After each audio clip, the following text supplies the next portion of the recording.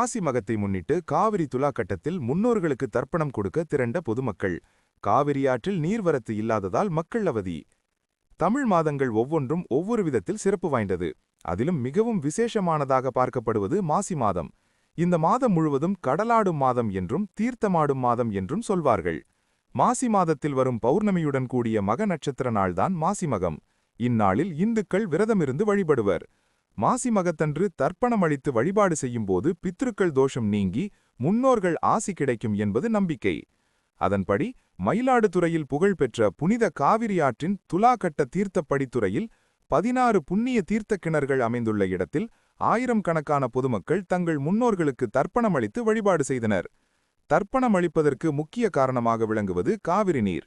காவிரியில் நீர்வரத்து இல்லாததால் பொதுமக்கள் தர்ப்பணம் கொடுப்பதற்கு சிரமப்பட்டு வருகின்றனர்.